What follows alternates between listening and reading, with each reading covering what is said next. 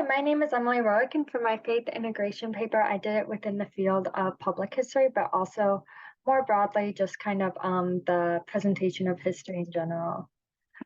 So for ethical problems, there's a lot of different issues, whether it be in nonprofits, historical sites, or in museums. There's a lack of like historical trainings, more specifically with poor historical practice when people aren't giving the correct amount of respect to certain documents, to privacy, just a lot of non-scholarly interests as well can come into play, and it's there's been kind of a big debate going on whether or not using history should be we should be judges of the past and like politicize it and to speak to current issues, or rather if we should just present it how it was, or how to or what it meant at the time.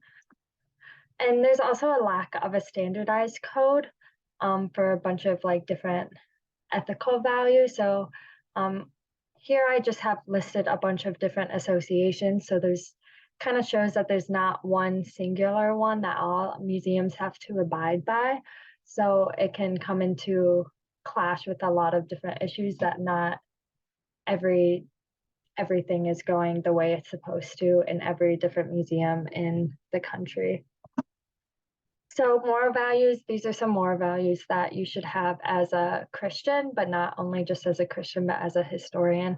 You need to have integrity, respect, especially within education, and also critical thinking and evidence. I interviewed Bethel's archivist, and she thought that a lot of these things that can be independent of Christian values, but also should be reserved by both historians and Christians. So for the impact of Christianity, God worked a lot through the past. And it's good to know that as a Christian, and it kind of shows that he's also working in the future. And it shows the redemption nature of God and reveals also the sinful nature of man. So I interviewed a high school history teacher, and working at kind of a secular institution, he mentioned how it kind of helps him um, strengthen his own faith by seeing these things, but also knowing that God forgives people for their wrongdoings. And then that kind of goes in how he changes how he presents it. And then also, it I found a lot about like the calmness versus like human skepticism of knowing that the whole world and past is in God's hands. So it kind of helps personally, like as a Christian, know that like you don't have to be super skeptical about everything. So for Christianity and morality, these are kind of both things that I've kind of already talked about how historians should have this in general, but also this is how Christianity can be implemented into the workforce by having all these ideas close at hand. So that's not being biased towards certain issues. You have to teach and present everything, even if it doesn't align with your Christian values, and you have to give equal respect to them. So it also integrating faith into the workplace looks a lot like how you conduct yourself. Like I mentioned with the high school teacher about how he teaches the past, like kind of independently of his faith, but also in the way he does it, it shows that he is a man of faith, which comes with a high degree of integrity and also for empathy. So I interviewed professor at Bethel, a history professor, and he talked about how this is his way of calling and showing love for his neighbors, the neighbors of the past. So that's a huge degree of, it's so easy now to look at people in the past and not understand why they did the things they did. And even though knowing it's bad, it's still having empathy as well. And also humility, knowing that you won't know it all, and truthfulness and not making things up. So for me, the most impactful was the practical integration of faith.